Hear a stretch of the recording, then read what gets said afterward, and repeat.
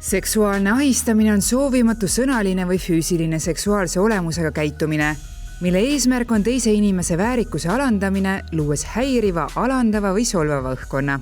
Akadeemilises õhkkonnas võib see olla või keskkonnas võib see olla siis näiteks üliõpilaste omavaheline, see võib olla ka õppejõud ja üliõpilane näiteks, need võivad olla ka töökaaslased ja mis toob siin mis akadeemilise keskkonna teeb eriliseks siin, see, et siin on teatud selline hierarhiline võimupositsioon, et mõnikord see, kellel on vähem võimu, ütleme näiteks juhendaja ja juhendatav, et tal on raske tegelikult keelduda ja ta võib tunda survet olla nõus mingite asjadega, millest ta muidu tahaks keelduda. Kui ma õppisin Tartu Ülikoolis, olin ma mingi ajaga vahetusüliõpilane Lõuna-Euroopas. Ja mul on meeles, kuidas seal oli üks mees õppejõud, kes ütles päris mitu korda, et oi Kadri, küll sul on ilusad silmad. Ma mäletan, et ma tundsin ennast päris kohmetunult, aga ma ei tea, võib-olla seal kultuuris oli see täiesti normaalne. Ja küsimus ongi, kus siis ikkagi läheb piir ja kui palju on see ajas nihkunud?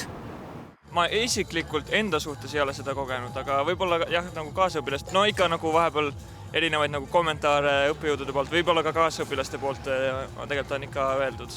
Millised need kommentaarid on olnud? Ma ei tea, naljana võib tuua, et ta on mingi Põlvast pärit või kuskilt Antslast või asukohapõhiselt on ju selle tüüpi loodud, aga samuti jah, et ta on blond, on samuti väga tüüpiline, ma arvan, näide. Selles mõttes ma õnneks ei ole seda kogenud, et meil on ikkagi väga tore siuke õpikeskkond. Aga ja ma olen kahjuks pidanud kuulma, et mu sõpradel on olnud siukseid lugusid, aga midagi ei ole õnneks liiga kaugele läinud, et ikkagi õigel ajal on saadud jaole.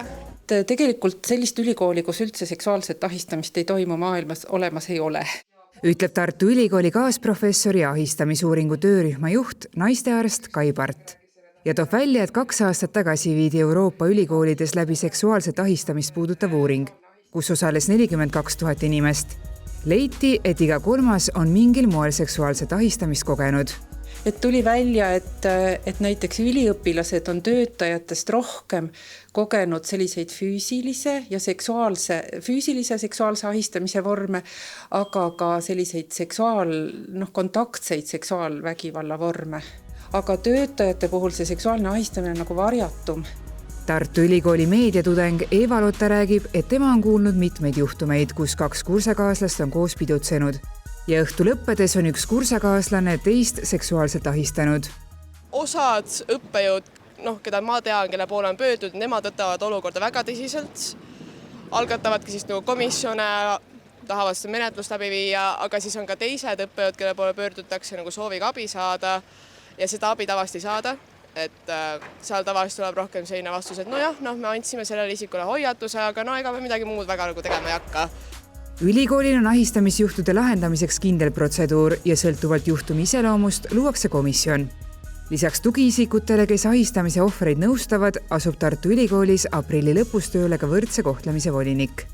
Mida veel saaks teha, et ülikool tahab olla eestkõneleja akadeemilises keskkonnas toimuva seksuaalse ahistamise osas. Nii et võib-olla siis saame selle uuringu põhjal soovitusi teha. Küsimustik saadetakse e-kirja teel kokku 20 000 üliõpilasele ja ülikooli töötajale. Tulemused selguvad aasta pärast. See töökultuur oleks turvaline ja tervislik ja kõikidele selline eneseteostust võimaldav, siis me ei peaks selle uuringu tulemusi kartma.